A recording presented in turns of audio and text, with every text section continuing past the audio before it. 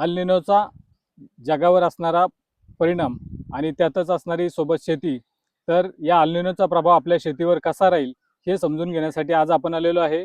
नारंगाव येथील कृषी कॉलेजचे प्राचार्य आपल्यासोबत गायकवाड सर आहेत. तर गायकवाड सरांकडून आपण समजून घेऊ की सर यावर्षी अल निनोचा प्रभाव आणि त्या सोबतच शेती कशी राहील किंवा पिकांचं व्यवस्थापन कसं केलं पाहिजे आपण सरांकडून समजून घेऊयात. नक्कीच. आपल्याला माहित आहे की दरवर्षी 7 जून किंवा त्याच्या अगोदरच पावसाळा सुरू होतो, ज्याला पूर्व मान्सून असं म्हणतात. तर त्यानंतर मग शेतकऱ्याची खरी लगबग सुरू होते की आपण काय काय पेरणी केली पाहिजे वगैरे वगैरे सगळ्या गोष्टी.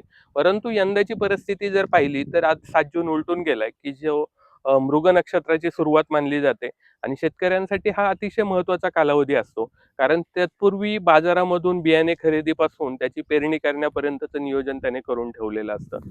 परंतु यंदाची परिस्थिती पाहता अजूनही म्हणजे कोकणामध्येच बऱ्यापैकी मान्सूनचं आगमन दिसत नाही. जरी आपण पेपरला वाचलं असेल की केरळमध्ये दाखल झालाय वगैरे वगैरे, परंतु त्याचं जे प्रभाव क्षेत्र आहे हे तुलनेने अजूनही खूप कमी आहे. की जो वेग त्याचा असतो की म्हणजे घाट चढून पावसाचे ढग वरती येतात, कारण त्याला पाठीमागून वाऱ्याचं तेवढं स्पीड असावं लागतं. एल निनोमुळे होतं काय, तर पूर्वी आपण वावटळी म्हणत होतो. वावटळ म्हणजे काय, तर त्या ठिकाणीच ते घुटळत राहतं.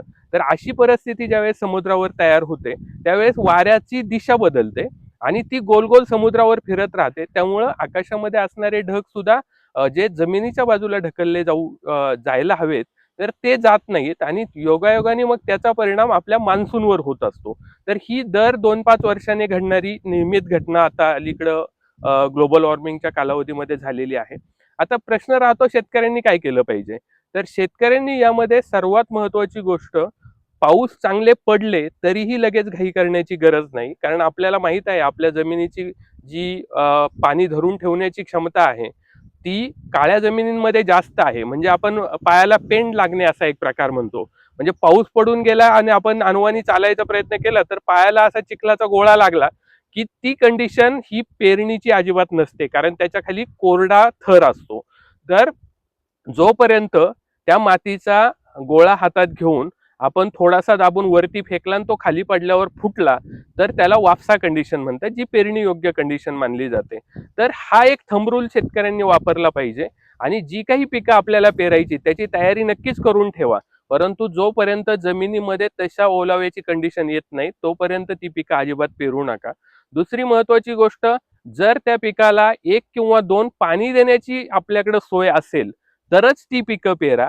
अन्यथा थोडंसं थांबून आपल्याला ऑगस्ट पर्यंत पावसाची काय परिस्थिती राहते याच्यावर पुढचे निर्णय घेता येतील. रब्बी हंगामामध्ये आपल्याकडे बरेच पिकांचे ऑप्शन्स आहेत, तेही आपल्याला ऑक्टोबर नोव्हेंबरच्या पेरणीला वापरता येतील.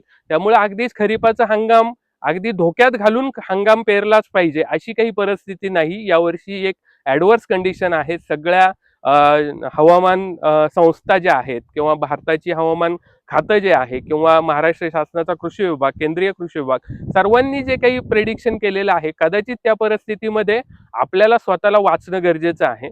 आपल्या खिशातलं भांडवल मातीत टाकून ते मातीमोल करण्यापेक्षा थोडंसं सबुरीने थोडं थांबून जर निर्णय घेतला तर तो शेतकऱ्यासाठी नक्कीच योग्य राहील. एकंदरीतच सरांच्या सांगण्यानुसार की शेतकऱ्यांनी अल निनोचा प्रभाव पाहता यावर्षी पावसाचं प्रमाण थोडंसं कमी असेल, म्हणून शेतकऱ्यांनी थोडासा पिकाचा वाण निवडताना तो थोडासा विचारपूर्वक निवडला पाहिजे.